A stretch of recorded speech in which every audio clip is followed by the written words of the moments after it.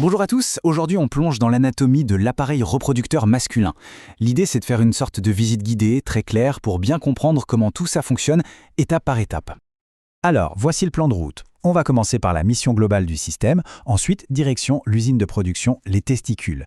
Après ça, on suivra le parcours via le système de transit, on découvrira les glandes qui aident en chemin, puis on regardera l'anatomie externe, et on terminera avec un petit résumé pour que tout soit bien clair. Allez, c'est parti. Première étape, donc, avant même de décortiquer chaque organe, chaque petit rouage, il faut se poser la question de base, à quoi sert tout ce système? Quelle est sa raison d'être, sa mission fondamentale? C'est ça qui va donner un sens à tout le reste. Eh bien, la mission, au fond, elle est triple. Produire, stocker et transporter les spermatozoïdes. Il faut vraiment garder ça en tête parce que tout, absolument tout ce qu'on va voir ensuite, chaque composant, est optimisé pour remplir cette mission avec une efficacité assez remarquable. Bon, maintenant qu'on a le pourquoi, voyons le où. On va directement à la source, là où tout commence, les testicules. C'est l'usine de production, le point de départ de tout le processus de création des gamètes. Si on pouvait zoomer à l'intérieur, on verrait une architecture assez dingue. Tout part de centaines de minuscules tuyaux enroulés sur eux-mêmes, les tubes séminifères. C'est là que les spermatozoïdes naissent. Ensuite, ils sont collectés dans une sorte de centre de tri, le retet testis, avant de prendre la sortie par les canaux efférents pour continuer leur voyage.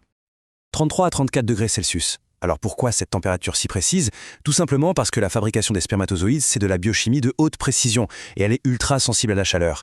Quelques degrés de trop et la production est compromise. C'est la raison pour laquelle les testicules sont à l'extérieur du corps, pour rester un peu plus au frais. C'est vital. Et ça nous amène directement à la cryptorchidie. C'est une condition qui illustre parfaitement l'importance de ce positionnement. Quand un testicule ne descend pas dans le scrotum, il reste au chaud à l'intérieur du corps et ça peut sérieusement affecter la production de spermatozoïdes et donc la fertilité. C'est un peu la preuve par l'exemple. Ok, les spermatozoïdes sont produits. Mais l'histoire ne s'arrête pas là. Ils ne sont pas encore tout à fait opérationnels. Ils doivent voyager, mûrir, être stockés. Et c'est là qu'entre en scène tout un réseau de voies de transit, un parcours long et complexe pour les amener à maturité. Alors, suivons leur trajet. Juste après l'usine, ils arrivent dans l'épididyme. C'est leur centre de formation et de stockage. Une fois prêts, le signal est donné. Et c'est le grand départ. Ils sont propulsés dans le long conduit déférent, passent par l'ampoule et arrivent finalement dans le canal éjaculateur qui traverse la prostate. La dernière ligne droite.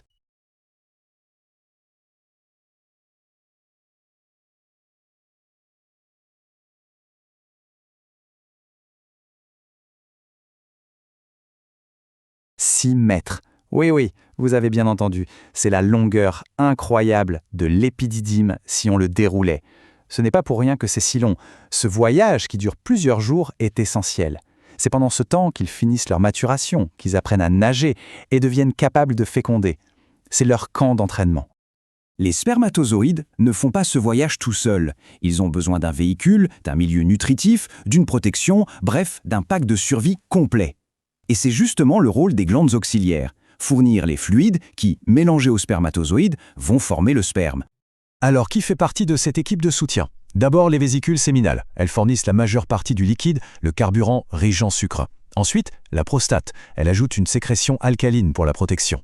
Et enfin, les glandes bulbo-urétrales. Elles s'occupent de la lubrification. Un vrai travail d'équipe où chacun a sa mission. Faisons un petit zoom sur la prostate. Elle a la taille d'une châtaigne, mais sa position est ultra stratégique, juste sous la vessie, au carrefour des voies.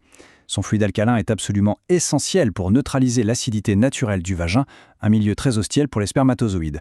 Sans cette protection, il n'aurait quasiment aucune chance de survie.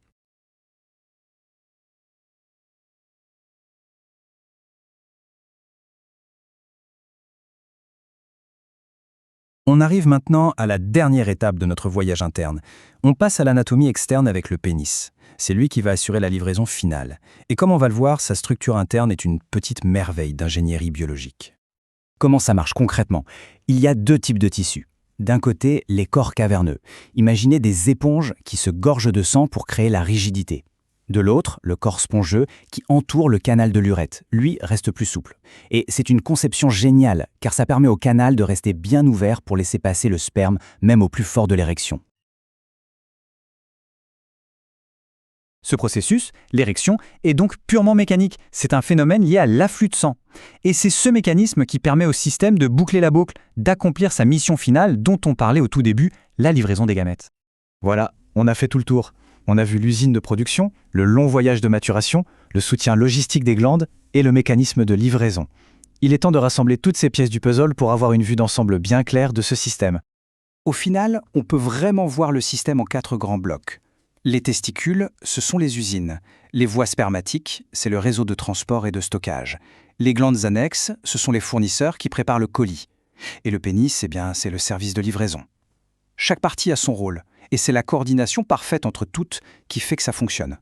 On a vu la mécanique, en quelque sorte. Mais ça laisse une question en suspens. Une question peut-être encore plus fascinante. Comment un système si complexe arrive-t-il à maintenir l'équilibre parfait, que ce soit l'équilibre hormonal ou l'équilibre de température au degré près, pour fonctionner avec une telle précision? Ça, c'est une véritable merveille de régulation biologique.